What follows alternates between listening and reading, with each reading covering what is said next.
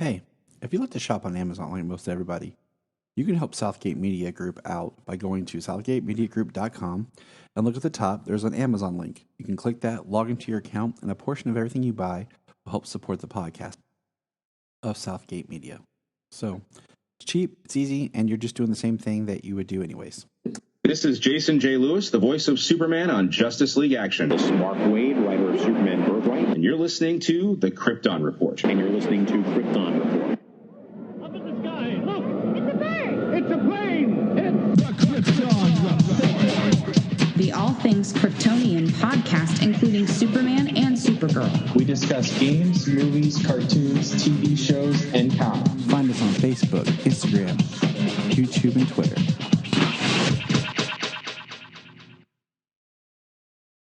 It has begun. Krypton Report.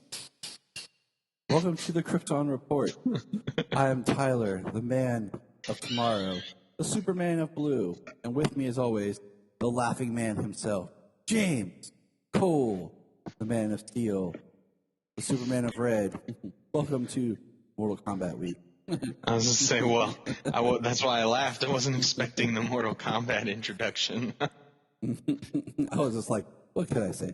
I've decided that one day I'm just gonna all these like conversations we have like before we record or after. I'm just gonna record them and then just like throw together an episode called "The Stuff That James and I Talk About."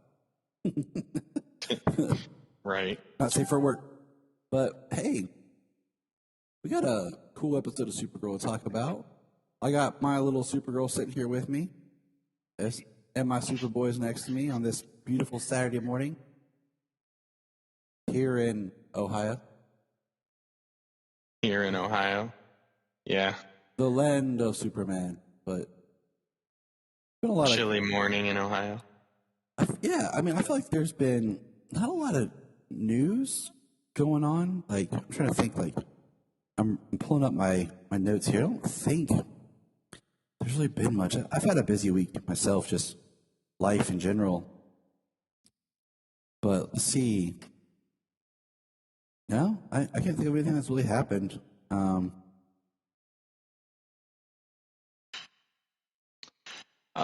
No, I mean, this week's been just working and kids in school and then working around the house. Yep. Life, man. It creeps up on us. I know that they've announced, like, this is one thing. It's not really new news, but like they've announced the home release of the Snyder Cut for the UK, but they've yet to announce the home release for the US. And I'm like, come on, I want my home release product. Like, definitely. I want my 4K Blu-ray sitting on my shelf and no one can take it away from me. Yeah. Well, at the moment, I mean, it's.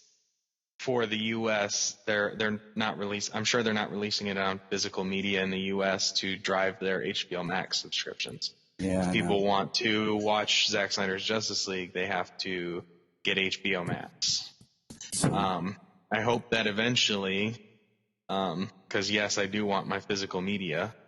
I absolutely want it. That means I have to start looking into like region players and how that works, and see if I can get somebody to just ship it to me from England. Right. I have a friend in England. I'll send him some money. So. It probably cost you like what they say, 20 quid.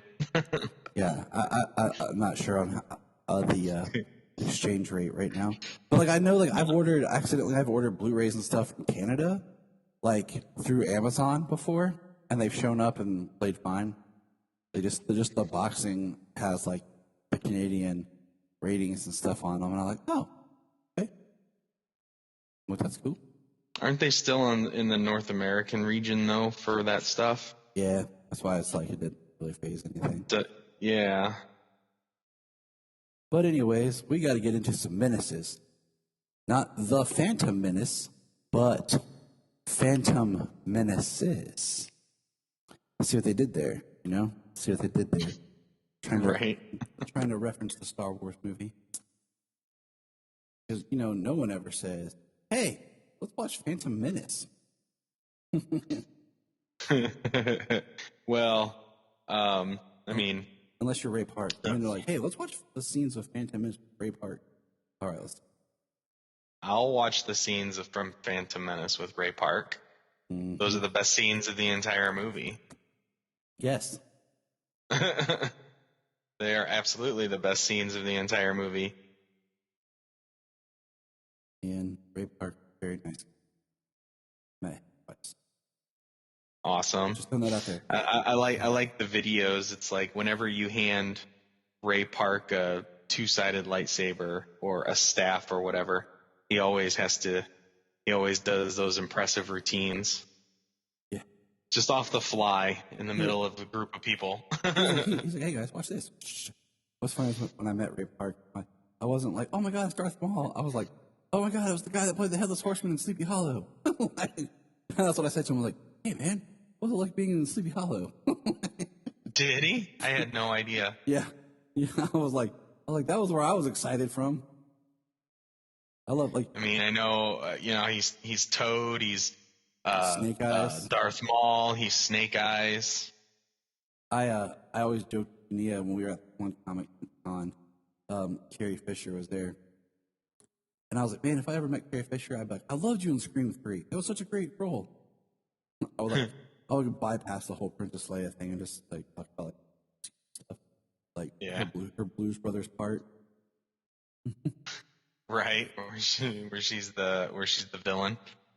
She like has a machine gun. What was it like to shoot at Dan Aykroyd? That'd be awesome. But let's get into this episode. So, one thing I will say here, Supergirl Season 6, Episode 3, Phantom Menaces, is this, I don't know, maybe it's because of how this was filmed or when this was filmed, or like this is right after her pregnancy and stuff. Like, I'm not sure when they started actually filming.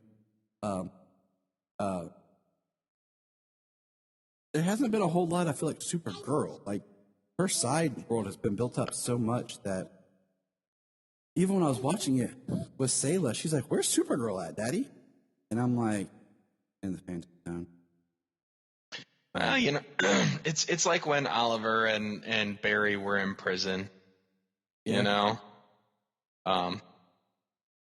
They always the actors usually sometimes they have other things going on, and I mean that's why they have the supporting casts in these shows. You don't have to worry about the supporting cast to that degree. You have to worry about your main character when you're writing your comics and everything. Yeah. Because they're in the periphery, but in a television show, you have to build up that ensemble, and especially when they go for years like this, everybody has to get things to do, and then when your main actor has other commitments, it's like, crap, okay, we've got these other people to bring to work with. And I think my thing is, like, right now, I feel like we were in such a rebuild last year that I feel like got, shorthanded with just, John leaving the DEO and having his own, like, detective agency thing that I feel like has really never got to take off as much. So I feel like we don't really have any side characters right now that I'm really, like, invested in their story. I feel like so many of the side characters we've used up their stories. There's that I'm just like, okay. Like, my most invested character, I think, is Lena and Lex, and we'll get into that with this episode. So here's a quick summary.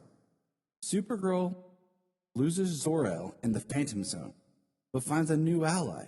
Meanwhile, a phantom transforms Silas into one of its own and sets out to convert more humans to phantoms. Lex and Lena continue their game of cat and mouse as they try to trump each other. Dum dum dum. So my first thing is I kind of forgot that it was back to being Luthor Corps and not L Corps. I'm not sure when that happened, if that was just something that was a Fallout Crisis or not. And I realized I really need to watch the end of last season. There's just like little details I don't remember. Me as well. And I'm like, huh, that's but I'm like, when did, like, just kind of like Like, I feel like when they talked about the anti-life equation, I'm like, did they mention that? Was I excited last time? I feel like after he said it, I kind of had a vague memory about it, you know? But I'm like, how excited was it when Steppenwolf and Darkseid were talking about anti-life? But here I am on Supergirl, they're talking about it, and I'm just like, you know, like. Yeah. Well, it's I mean, I think I recall them saying something about it, and we were like, well, it's something different that they're discussing in Supergirl than what we've come to know and understand what the anti-life is when we talk about the fourth world. Yeah. But I don't recall much beyond that, you know? Which, speaking of the fourth world, I just got from the library the Jack Kirby Fourth World Omnibus. So that would be amazing to hold in your hand and read physically like that. I know all those stories are on DC Universe Infinite, because I've read a few issues of Jack Kirby's New Gods from the very beginning. And yeah, it's just that would be amazing. That's like, what is that, like $150 book or something? Yeah. $150 hardcover omnibus. I mean, I can't get to it right now, but I would grab it. I'm buried in my desk.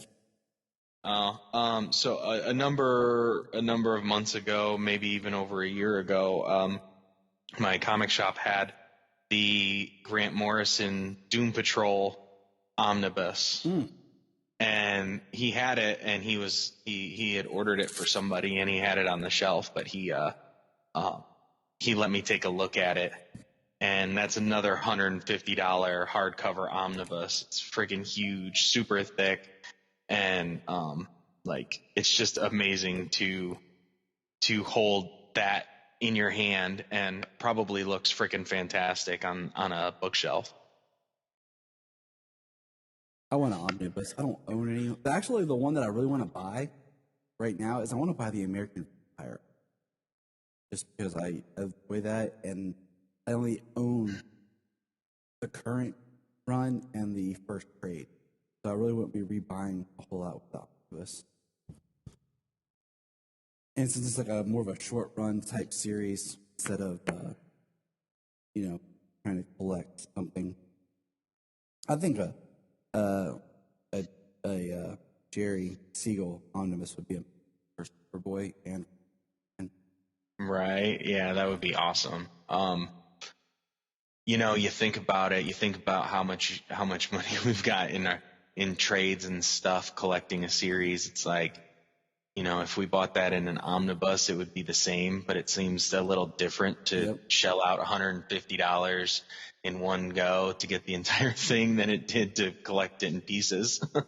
Just like, we're looking at, we've been house hunting and looking at buying a house, and so we kind of been like packing little things, and like I was like, I'm packing up all my comics and collectibles, and when we buy a house, here's the plan: is to buy one, close to here, so we can move like slowly, but instead of like all at once. That way, we're not overwhelmed with trying to move out, move in kind of thing, and just kind of taking the after closing up until like our last month in our current home and everything.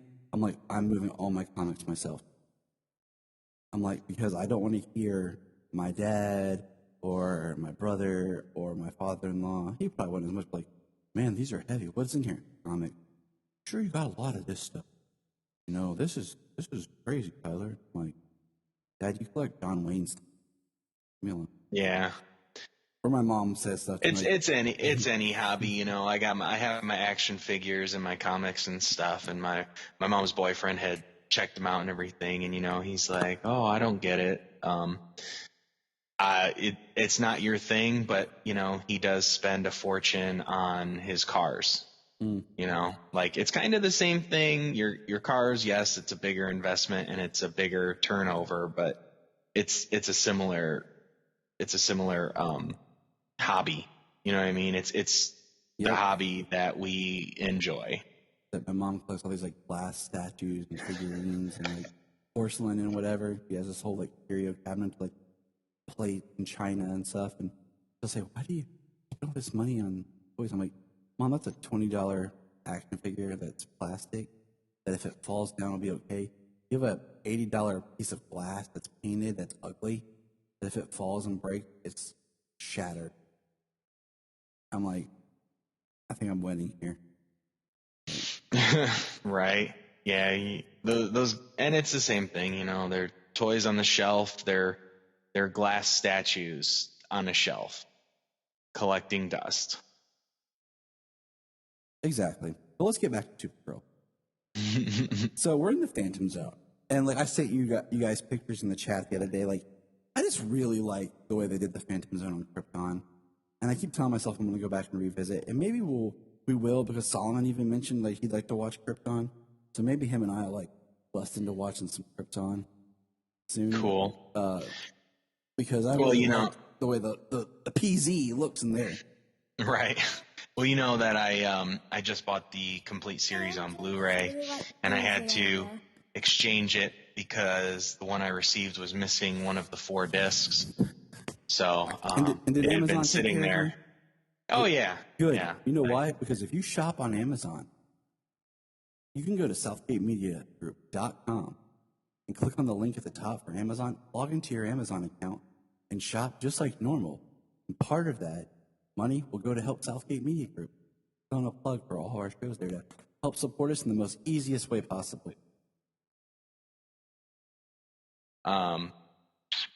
Yep, I shipped it. I aired my grievance, what happened, what I got, and what I received, and they sent me a return ID, and they shipped me out a new one immediately, and all I had to do was drop that off at the store, and they took care of it, the shipping and everything, boxing and shipping, and boom, it was done. I'm just saying, like, it's plug for Amazon, but like, I've had to return stuff, and I've always had a really good experience with that. Like, there was one thing we got Solomon for Christmas.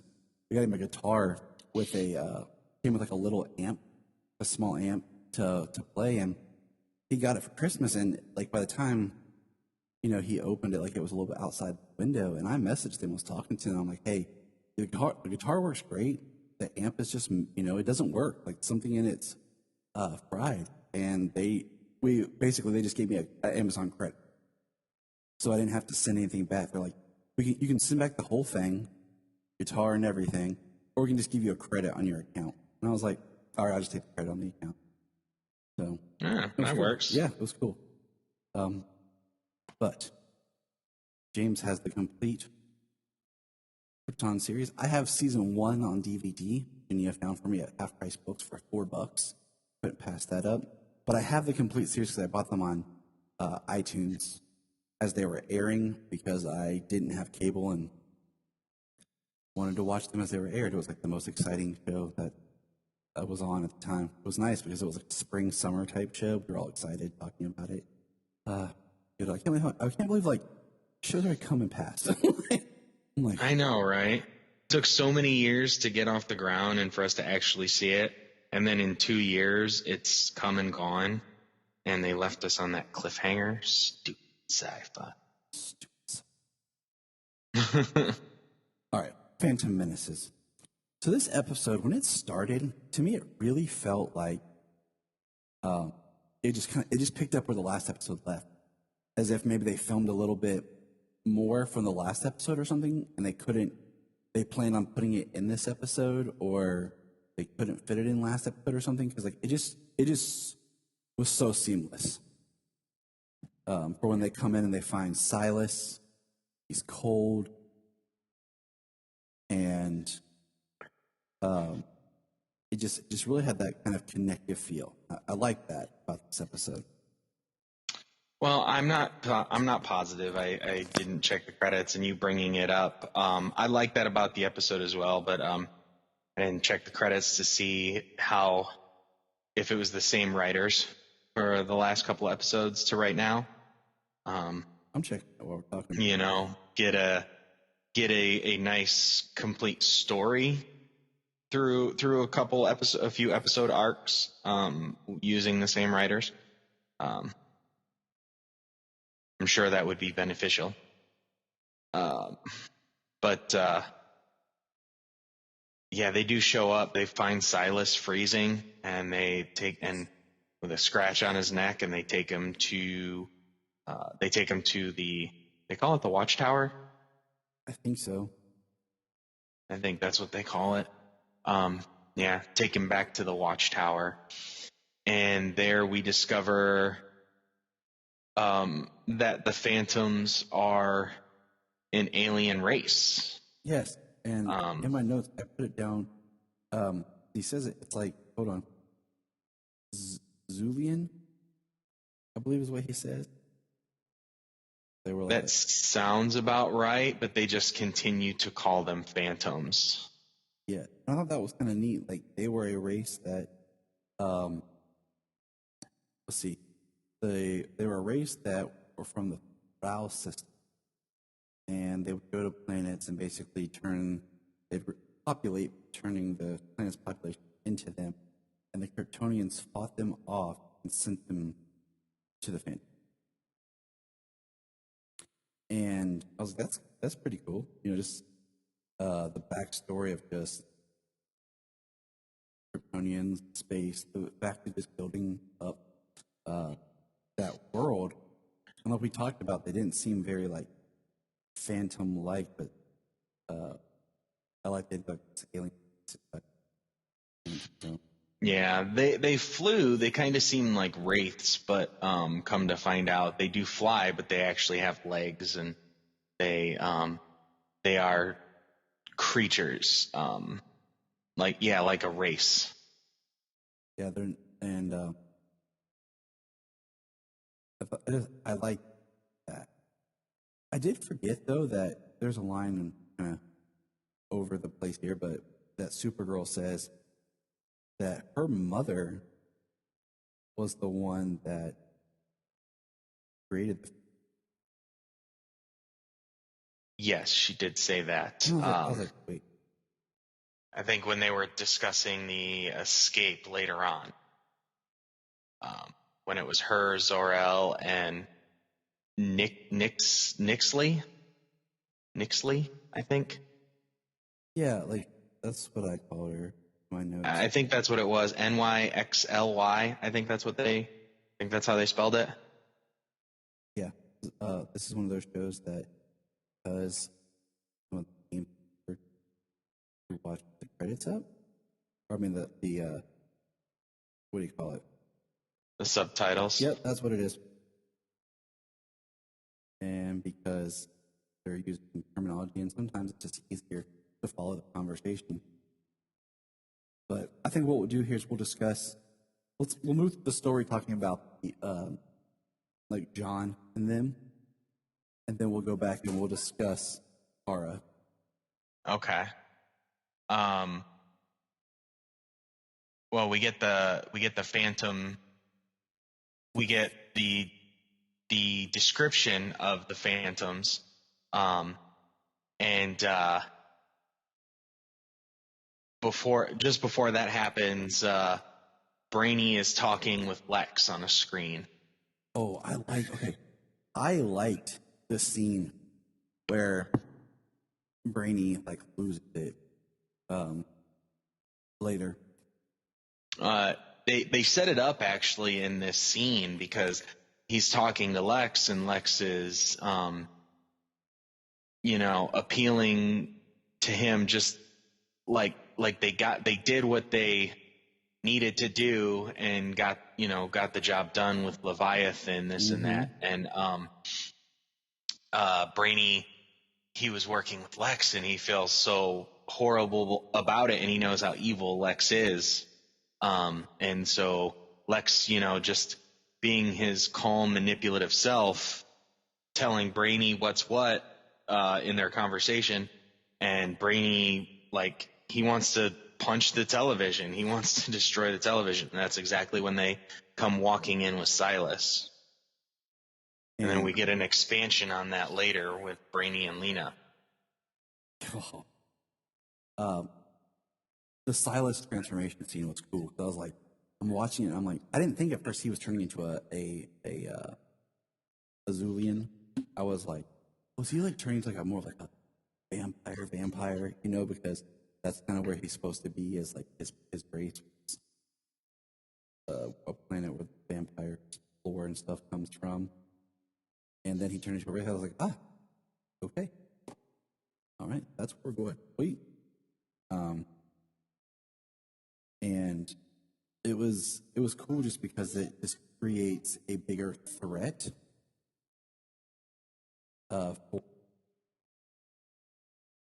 Because now, if they don't save anybody, they Yeah. Each person that the Phantom attacks infects them, and they transform into new Phantoms. I also really like that John is wearing his suit more, his Martian suit. It's an awesome looking Martian. Yeah, it is. I mean, this is one of those I'm like, yeah. Yep. They've definitely gotten better on the CW with costuming. But I think probably Supergirl's costumes are some of the better ones. I mean, back on Arrow, we just had people with leather hoods and goofy helmets. Yeah. And they're thinking, got some cool speedster costumes. Like Godspeed is like the best one that they've come out with. Zooms was pretty sweet. Dude, in season 2. I like when you see him recycle costume, like the trajectory costume was recycled, and everything. So many.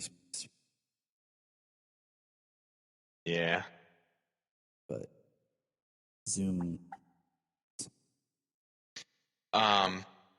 And then we get a scene between Kelly and Alex. We do, and that's when Alex is watching. Sorry, falling out of the sneeze.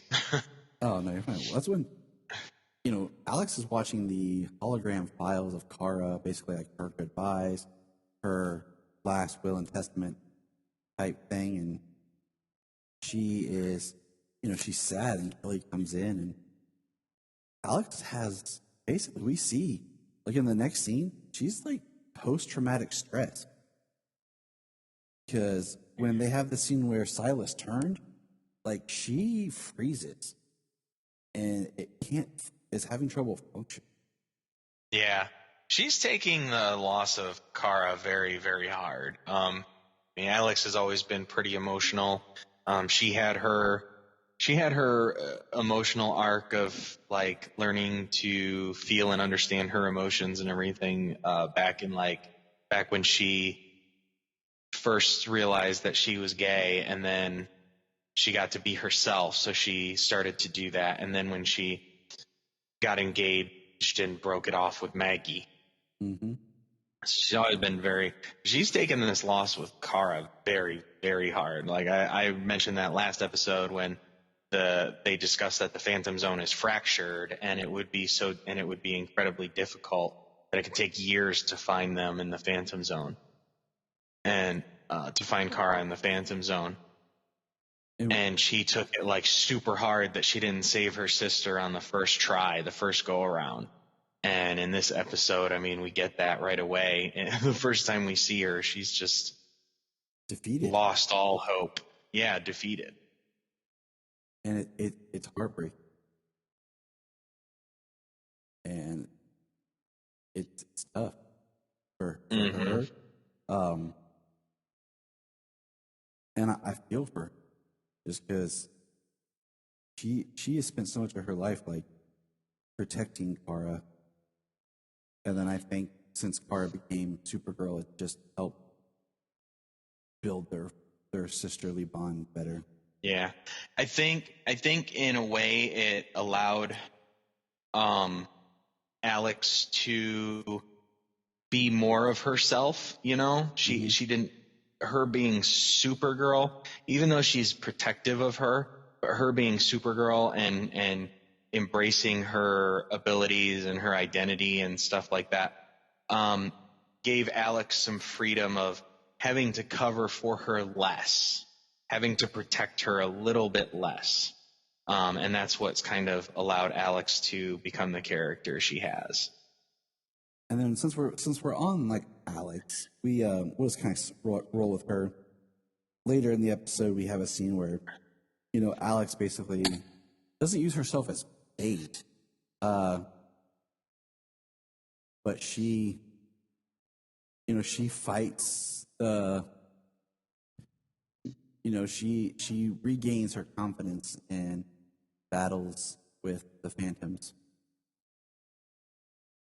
to, help buy time for the other event that we'll get to. And it's kind of a return to form for her. And then we get a really strong scene with her and Kelly at the end.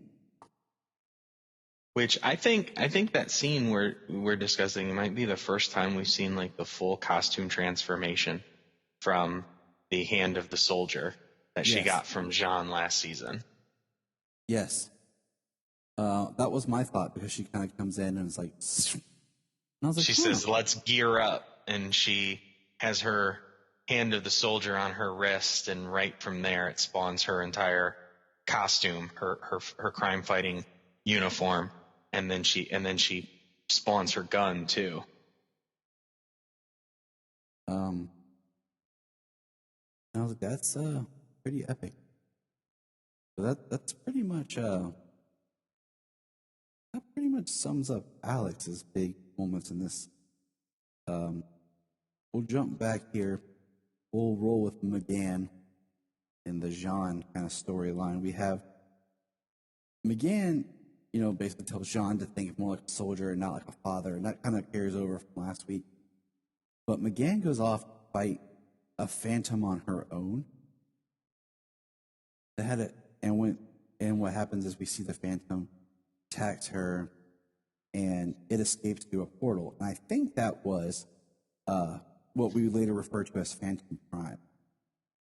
They say Prime Phantom, but I like Phantom Prime. It just sounds cooler. And basically, we learn that the Phantoms feed off the soul energy, or what would be known as the soul. Brainy talked about some formulas and they found in the 31st century what we consider a soul. So it's basically going to destroy M'Gann's soul and turn her body into Phantom. And they remember that part of M'Gann's soul resides inside John because of the Martian bonding. So they set up a way to transfer that part of her soul from Jean back to her to save her. And that's what Alex and Brainy are defending from the Phantoms. And it's a pretty sweet scene because you have multiple Phantoms that come busting in, and Lena's there assisting. And that's where we get the line about they kidnap some of them, but Phantom Prime is able to portal away from like the cage they have. Yeah, she is trying to set the teleporter watch to send them into the containment cells, while Brainy and Alex are fending off the Phantoms to allow Jean to, save McGann. With Kelly, I might add. Yeah. Kelly is in the room with them, with Jean and McGann. Because they gave a line about Kelly using her tech to monitor, but it was just kind of one of those like, yeah, use the obsidian, whatever. Like, I'm like, that's just kind of filler. Like, you do something. So, right. So we're not like, why is Kelly in the scene? But it was one of those type where you're like, oh yeah, just give her a filler assignment. So now let's jump back. Lex and Lena. Probably the more interesting dynamic at the moment for me, because this is kind of like Lena's redemption right now. We have Lena and Lex battling over L-Core, Luthor Core now. Control. Lena was able to, with Brainy's assistance, change the encryption on everything, change Lex's bio scans so that, they keep him out of the company stuff. But of course, Lex finds his way around everything.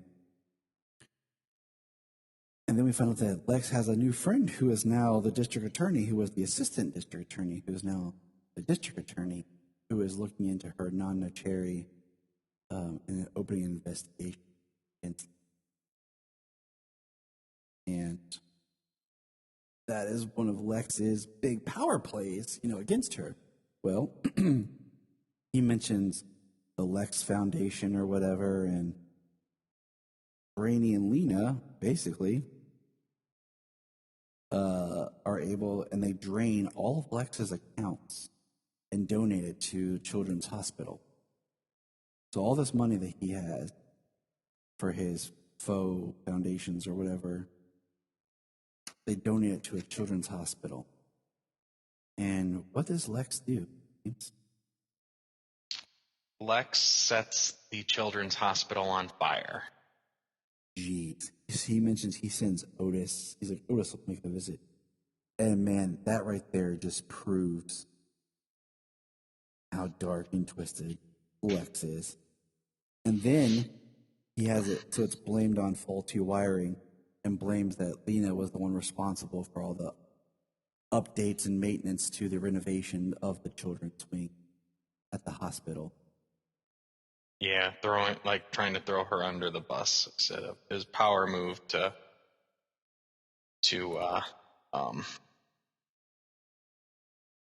one up Lena to always fight. They're always fighting.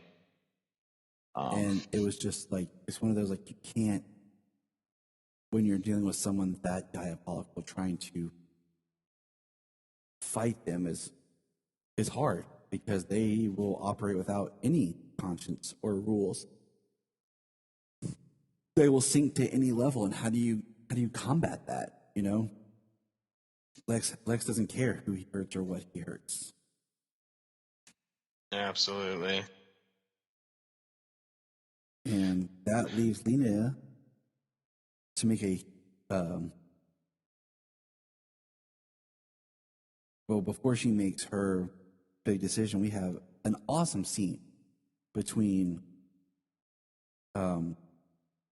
Brainy and Lena, where Lena says something about wanting to kill Lex. She says, I wish we could just kill him. And she, Brainy says, you have. And she said, yes, and it sent me to the darkest places. And Brainy goes off about how bad he wants to kill Lex, and how he knows of the planets that the carbon breaks down, and where he could send him. How he goes dark, and then he just breaks down about, since having his inhibitors, not being able to process his emotions. Yeah, all the he's getting hit with all of his emotions. He doesn't know how to. The inhibitors block them, obviously. He doesn't know how to process them, what to do with them. It's like a child learning how to deal with their emotions. Yes. That's why kids have meltdowns and they throw fits and things like that, because they're feeling things they don't know how to deal with, how to process. I get it. I mean, Lex. There are people in their 30s and 40s who don't know how to deal with their crap. Yeah. Yes. I won't say any name. Yes. People. So besides Lex and Lena's interactions this episode, which is, yes, very compelling, and I'm interested to see where it goes, because Lex's final line in this episode is his butler asking him, so what are you going to do, being the man who has everything? And he says, go get more. And then he goes through a portal. And he walks through a portal. But right before that, hold on. I like your transitions, but I just wanted to say, Lena is resigning from Luthor Corps. She basically is giving up as her means of not, playing Lex's games anymore. And he says, you won't get any scent from the company. And she's just walking away from everything. Yeah, so that's going to be interesting how where she goes, not being Lena Luthor in charge of Luthor Corp or L Corp.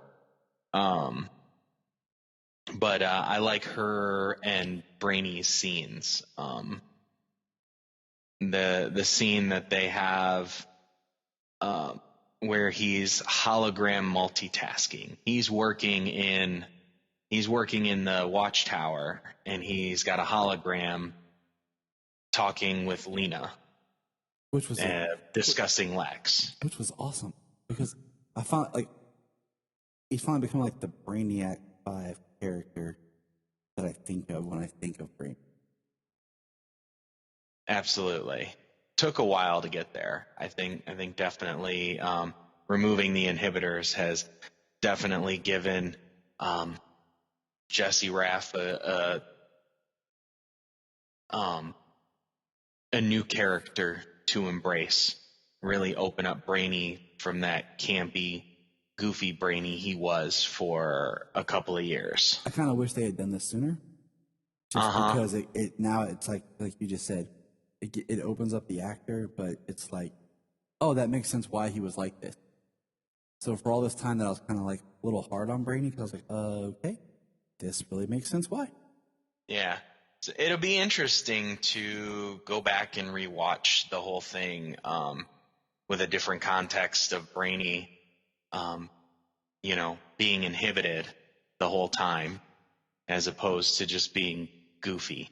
After we see how things resolve themselves here in our final season. I highly agree. And I look forward to, restarting the series at, the first season and work through it. I think maybe if we restart at the beginning and I watch the Salish, we'll dig it a lot more. Right. I do want to point out real quick, Lex, his suit, when he first sits down with Lena, is awesome. It's an awesome looking suit. Right. Like it looks pure Lex Luthor, but just a good looking suit. And also I want to point out that John has a black shirt that he's wearing, looks like Under Armour, but it has his symbol embossed on the shirt. So even when he wasn't wearing his Martian Manhunter suit, he's wearing a shirt with his Martian Manhunter symbol. Yeah, that's pretty cool. I'm like, man, branding, bro. Like the logo. Good For job. sure, right? And you mentioned the suits in the next scene between Brainy and Lena, the one you specifically brought up earlier, and we get to talk about now, where he has his breakdown, where he kind of lets his emotions go. Lena says something about how she hates him and how she wishes that they could kill him, but she also says, I hate him. I hate everything about him. She says, I hate his suits. And she, so yeah, she listed a couple of things, and she said, I wish I could kill him. And Brainy says, we should kill him. And do you mean that she wishes she could finish him? Yes, she wishes she could finish him. Fatality. Lena wins. Right. That's great. I had to, just popped in my head. Right. But and I think that's going to be, I think Lena's going to have a great arc this season. I think out of all the characters, I think she'll be the one that we can sit back and really be like, that was a great arc. That was awesome. Like her redemption, her return to being the good Lena that she started out with trying to be, and then and we got a few episodes here where she's part of Team Supergirl, and Supergirl's been stuck in the Phantom Zone. I mean, it's going to be awesome to finally see Katie McGrath and Melissa Benoist, because they've got such good chemistry together. Yes. And they've just as Kara and Lena, now it's going to be, she's part of Team Supergirl. How's that going to play? What are they going to bring to the table this season because they've been so good together this whole time. And I'm very looking forward to that.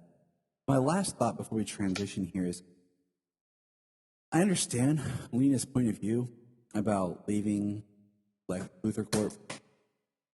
I gotta keep reminding myself it's Luthor Corp. Like, but is it responsible? Like, is she like knowing who Lex truly is and what he's capable of? It's a huge gamble because she's trying to play into his ego where he won't let her because he wants to be able to have the cat and mouse and all the back and forth. And she's trying to play it like into where that'll actually cause him problems. But is it a responsible move knowing what he can do with the resources that he had? Right. And meanwhile, we have like super villainous Lex, and Superman is nowhere. Still bugging that there's not been a through line of why Clark is not aware of this. Like I said, unless Superman Lois takes place before this, or this takes place, and then Superman Lois takes place after this. But there's some shift in the time. So I assume that's probably the case, that there is a shift in the timeline. But still, either way, Lex Luthor, Superman knows exactly how bad Lex Luthor is, and you know how malevolent and manipulative and dangerous he is. So the fact that Lex is the biggest bad that Supergirl is dealing with pretty much at the moment, that makes little sense as to why Clark is not around. Currently, in my headcanon, okay, is that Superman Lois takes place after this season, Supergirl. That's my working headcanon.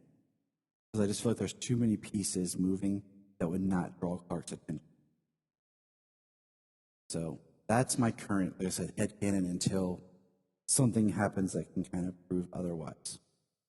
I also hate the fact that we're all on one Earth and we have not got enough cross conversation or mentions or even simple scenes of like Kara on a video monitor talking to Barry or something, like just communicating, like they built up the end of Crisis so much, it's like they have all these pieces at different places of where the team should be, and it's just all like, Papa.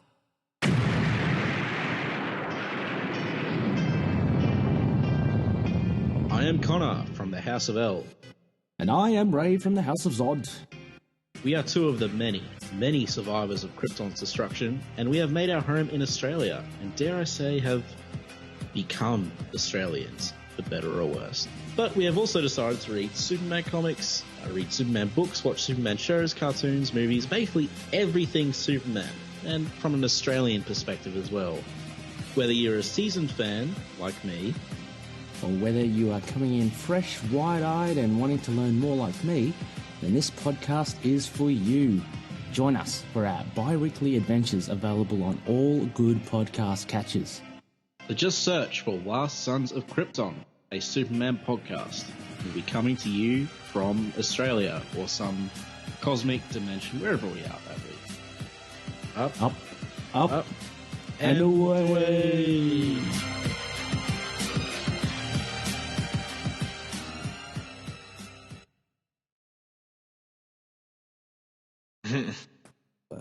So, speaking of Kara, we're going to jump and get sucked into the Phantom Zone. You ready, James?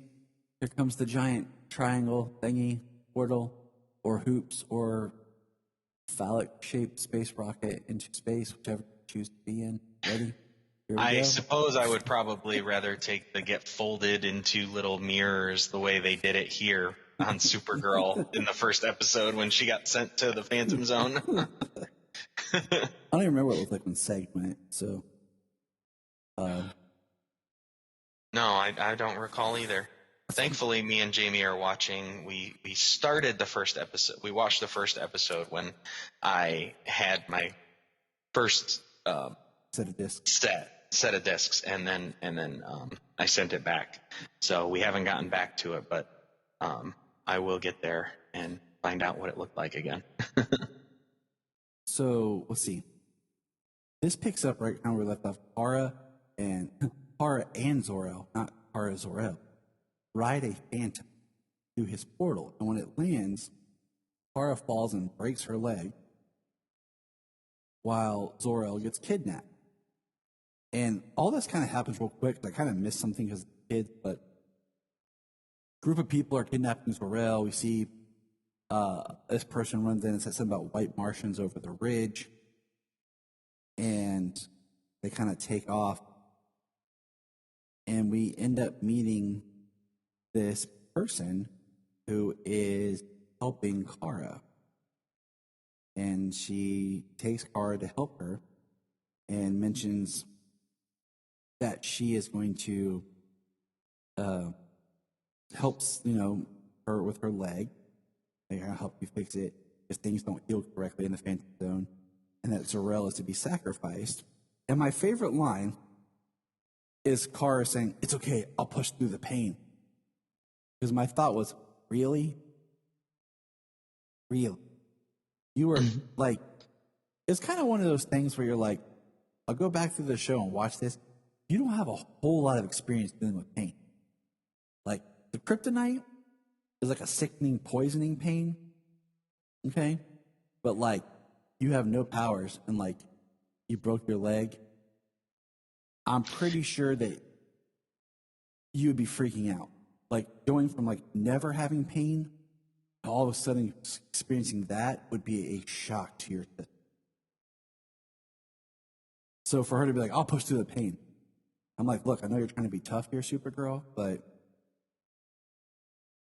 it's not really going to help work well for you. Well, she certainly doesn't go anywhere. We know this. She tries to stand up and collapses because her leg is broken. Like, she needs a splint on her leg that we find out Nixley, the fifth dimensional imp who was trapped in the Phantom Zone. Didn't she kill her father? So what I got, and this whole plot line here reminds me of, and I think it might be, I have to revisit it, like Grant Morrison. It reminded me of like Grant Morrison in Action Comics that kind of fed into later Rebirth, like what Mixie was doing and up to. But she mentions that her father, King, and I didn't get his name, killed her older brother because he didn't want anyone to take his power, and basically banished her here and put a thing on her to take away her magic so that she couldn't take his power, because even then he never thought of her as a threat. And I just put in my notes, like, she says her full name, but I put Nixley because I'm not even going to try some of these names. And so fifth dimensional names, the only vowel they have is the Y, and it's all consonants, and you really can't really make a name out of those. And that's the way it is even in Grant Morrison's run when they give a couple of names of some other fifth dimensional beings. The only reason we know is we've heard some pronunciations of Mixie, Nixley. That's why I just leave it at Mixie. I'm not even going to try that. Right. Because everyone says it differently. Like Mixel, or Mixie, Spitlick, or I just say Mixia Spitlick. Yep. Like a few different pronunciations we've heard. And then we have Batmite. And then we have Batmite. and what, Larry? Robin's fan? Yeah. I'm like, I think they just, they were like, you know what, I'm just going to adopt the name Batmite. Sounds good. Yeah. As opposed to a fifth dimensional name. I'll send you mine in a little bit, but I think my fifth dimensional name would be. Oh, yeah? Yeah. I have fun pronouncing it. It's a lot of T's, X's, and L's, and R's. Nice. I'm just going to basically slam on my keyboard, and then if I see any vowels, just cut them. That's what it'll be. And that's how you will address me next time on the episode. Oh, okay. Well, I'll have to practice that, so make sure you send it early enough. We know that we've seen pictures from filming that we're getting. Crap, what's his name? The guy who played Mixie the last time we saw him. He was awesome. Yes, much better than the freaking pretty boy guy they got for Mixie a couple seasons ago. Yeah, the guy who was like, he was the genie on Once Upon a Time in Wonderland, if I remember right, because the actress playing Nixley was also on that show. Short-lived Once Upon a Time spinoff that just didn't work. Oh, okay. And yeah, it just didn't feel right. Like, I want to see if we got Nixley now. Like, I want them to basically say the Music Meister was a fifth dimensional imp. Like, That's what they said. That's what they said back in the did they? In the musical episode. Yeah. Okay, I couldn't Yeah, remember. he was fifth dimensional. Because it kind of bummed me out. 'Cause I wanted like a Music Meister. Like, 'cause that episode could have just easily been a Mixus Pitalik episode. I wanted like a legit Music Meister, like, you know, Neil Patrick Harris singing like on Batman Baby Gold. But, Right. but they nailed that musical episode though. that musical episode is great.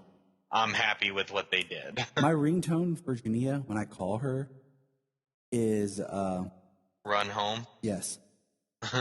It is Run Home. As a great song. Good job, Grant. Word, brother.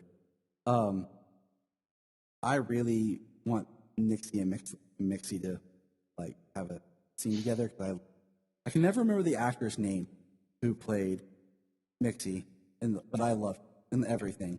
Like, Oh yeah, he's hilarious. I mentioned to Brian the other day when Brian made a joke, and I said to him, I'm like, I was like, have you watched Harold Kumar 3 with the baby who gets on crack? And he's like, he starts laughing. He's like, no. And I'm like, oh, man. Oh yeah. I'm like, The baby's in the car when they're smoking. When Kumar smokes a joint or whatever. So the baby gets high, and then at the party, the baby takes ecstasy and cocaine. yep. Or something, and the baby's like literally crawling on the ceiling. Yep. And that's what I was like. Yeah. Thomas Lennon. That's what it is. Yeah. Yes, that's him. I enjoy him Yes, in everything I see him in. I always forget that he was on Reno 911. But yeah, everything I've seen him in, I enjoy him. And I really want him to come back as Mixie. Oh, we're getting him later this season. It's interesting though when she says the only fifth dimensional being she knows is Mixie, which is wrong because she knew of the Music Meister. But also that the Nixley says that he's a mischievous one, or how did she describe him? Something along the lines of that, but it was something else, something more specific, I think. But she knows of Mixie. She knows of Mixus Spitlight. So it would be cool to see them, because I feel that we'll see what happens on their way to try and get out of the Phantom Zone. But I have a feeling that if Zor-El doesn't make it, it's going to be Kara and Nixley who make it out of there. Oh. And maybe we'll get Mixie and Nixley. I would like that. I would like that a lot. Yeah, I do too. Zor-El. Hopefully, from what I've seen, Supergirl will be out before episode 6. Be nice to get her out of the Phantom Zone here within the next episode or two. Yeah, because I feel like, in a way, like the storyline of her in the Phantom Zone is, I don't know, I feel like it's so secondary and it's so background, because one, I feel like I don't know. I just feel like they could do more with the whole Zor-El reveal, because now like Kara goes from like both my parents died to now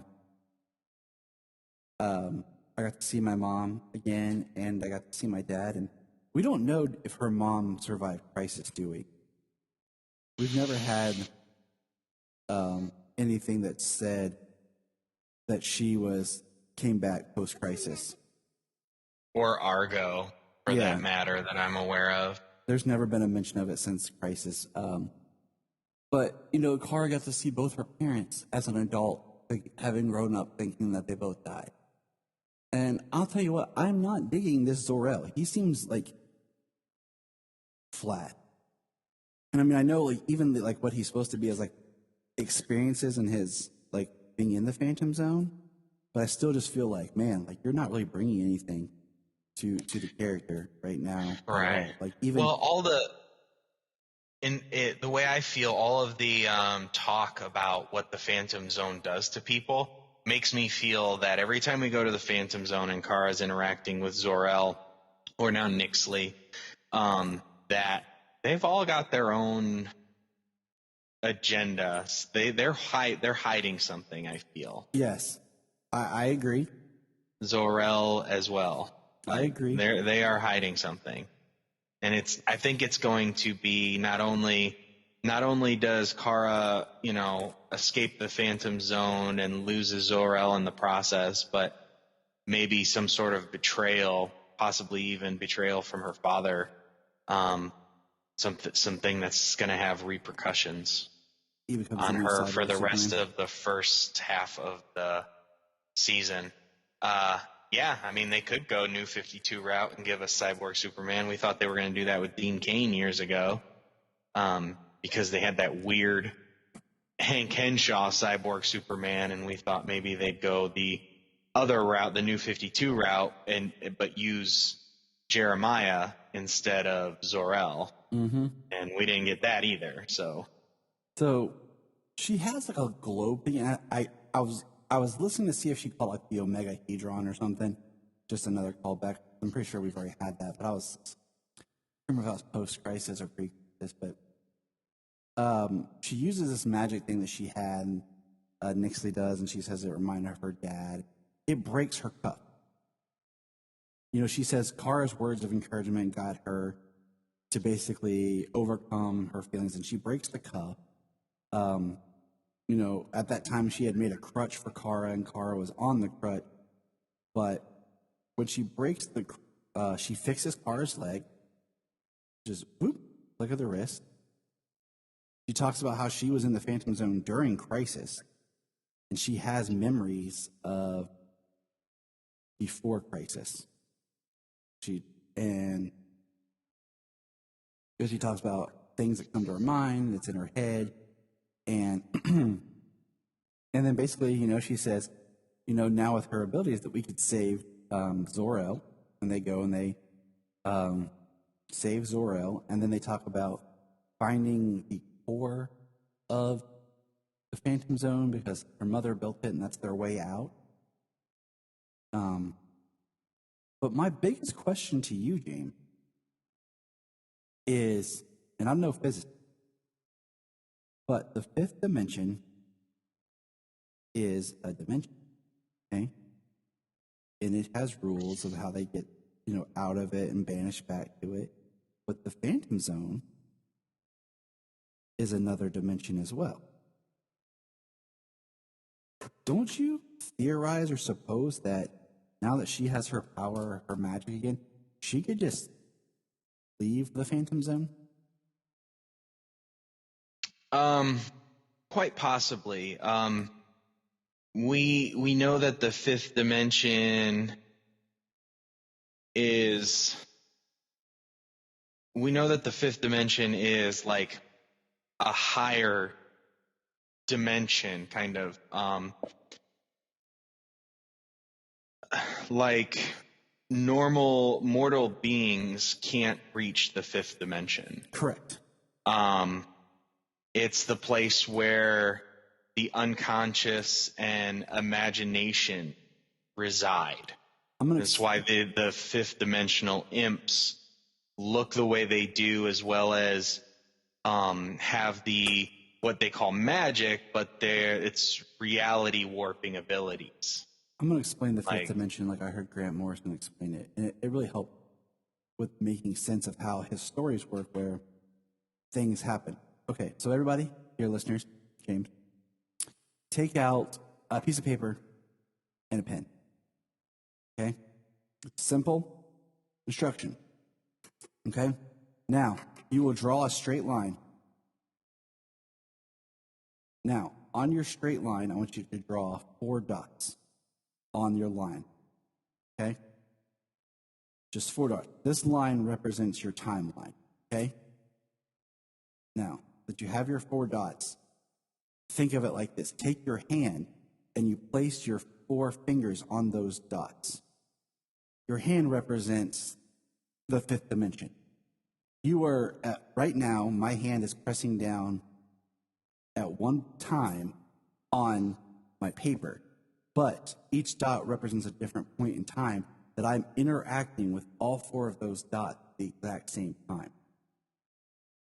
Even though, to me, it's just one point, to someone, that is 4 distinctive points in the time.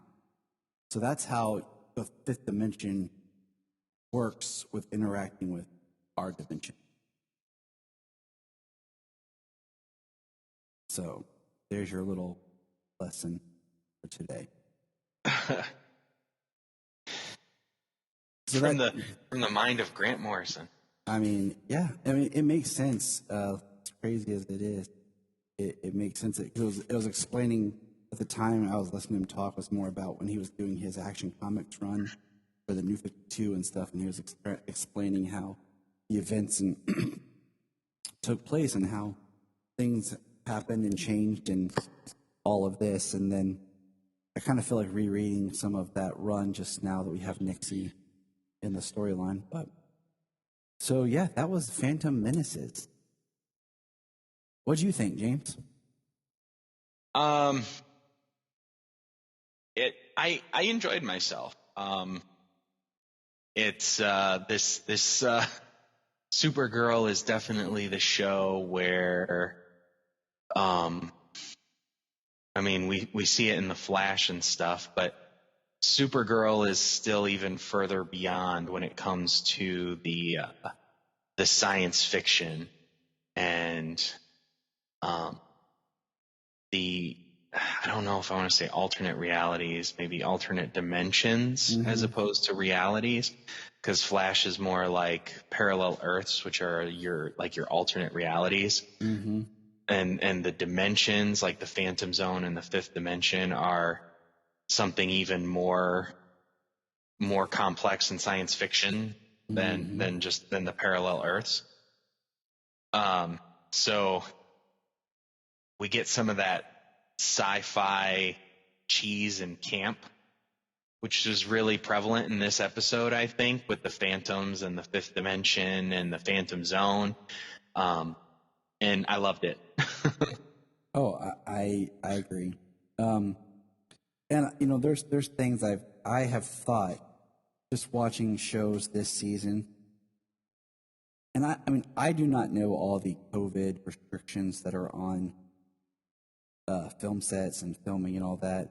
So I wonder, like, some of the reasons why the stories maybe don't feel as good, or like the action or the pacing or whatever, is because of restrictions, that they can't do certain things. You know, they have to film a certain way.